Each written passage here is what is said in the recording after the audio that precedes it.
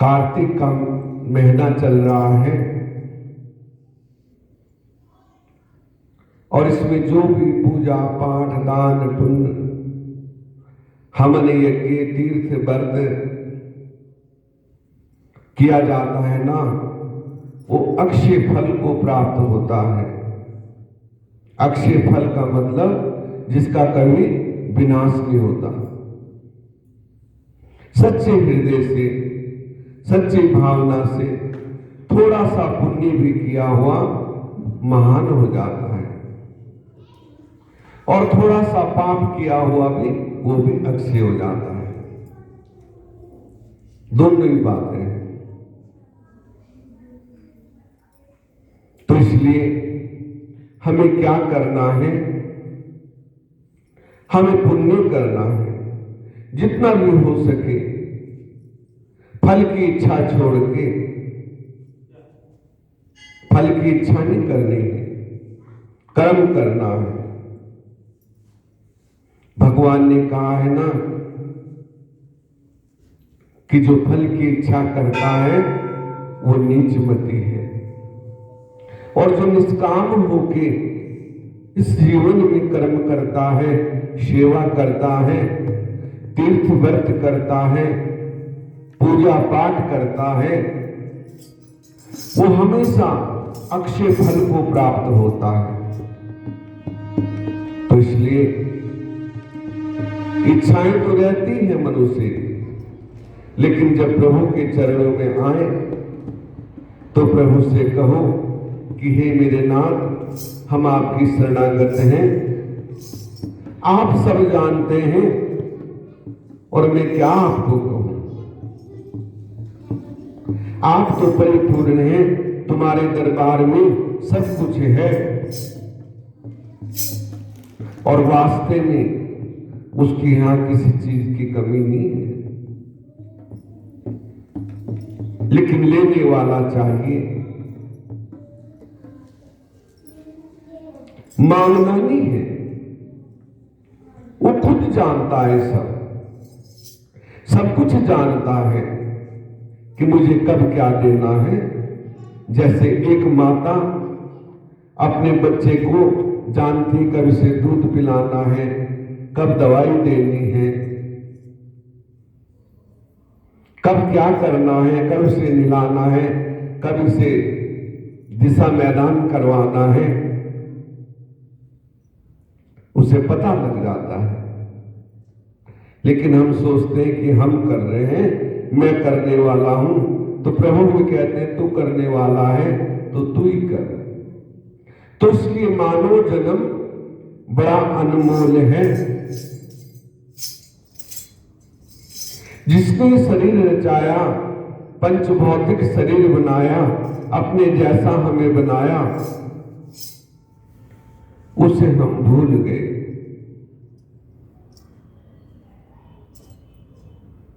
कहां हमारे याद है।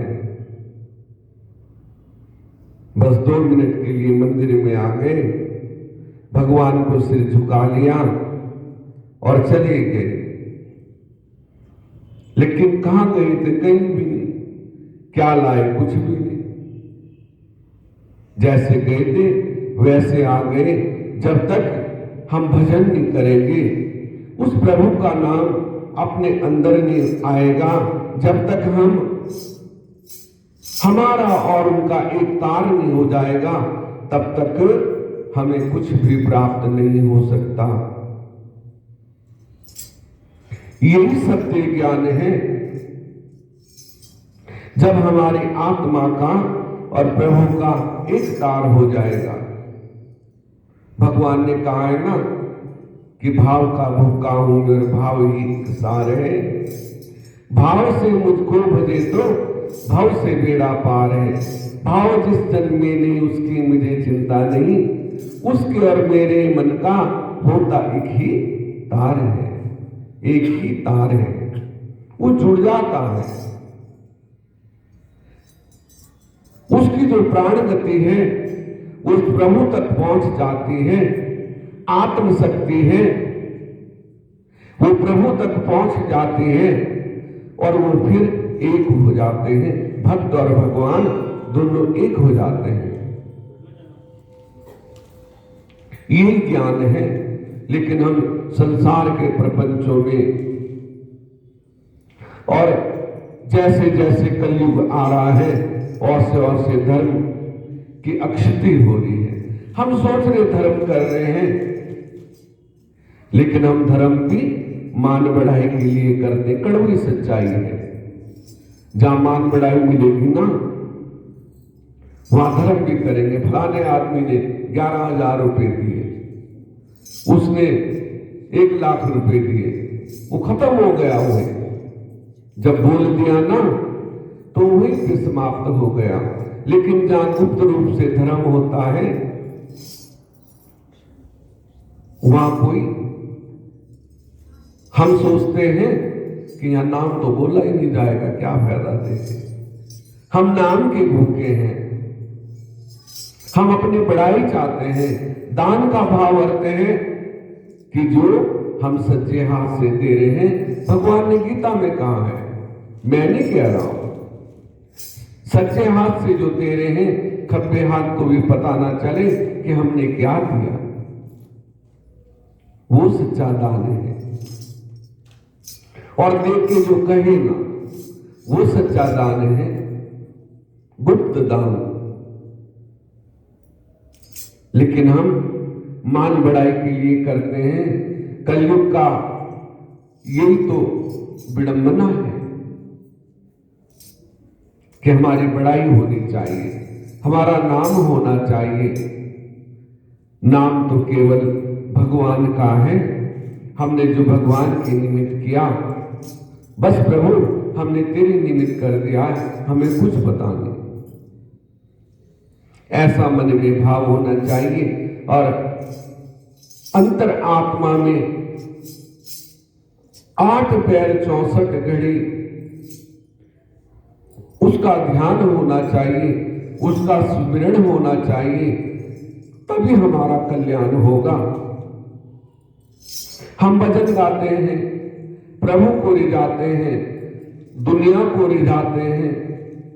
बड़ा अच्छा साउंड है, बड़ी अच्छी आवाज है। अरे अंदर की आवाज को पहले साफ कर लो। संतों ने कहा है, गाने के घर दूर बंदे क्या गावे। गाने के घर बहुत दूर है।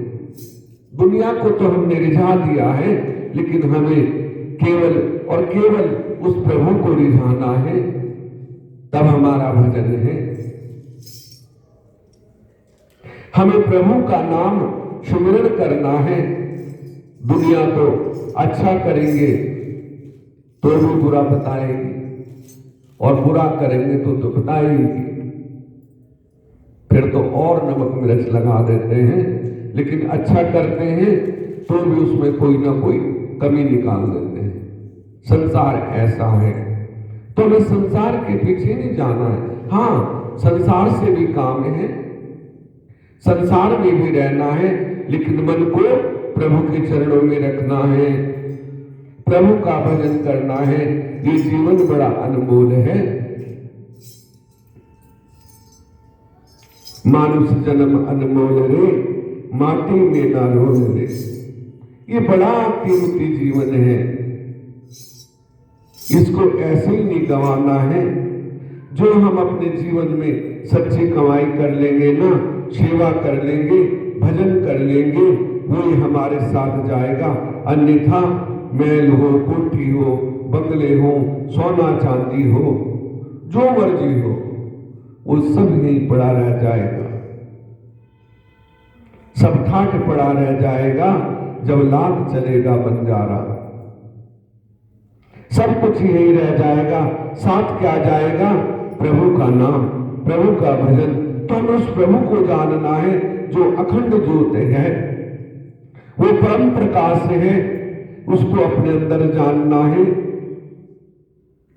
और पूजा भी करनी है निर्मल भाव से, प्रसन्न भाव से।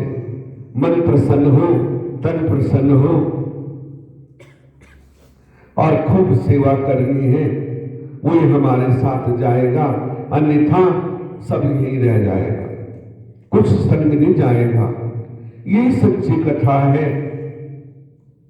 और यही सत्य प्रेरणा है और यही प्रभु का भजन है। तो इसलिए हमने संसार को जान लिया, लेकिन भगवान कहते हैं कि तू अपने को जान कि तू कौन है। और जिस दिन हमने अपने को जान लिया, उस दिन वो मेरा प्रभु मिल जाएगा। ये कटु सत्य है। उस दिन हमें भगवान मिल जाएंगे जिस दिन हम खुद से अनजान हैं।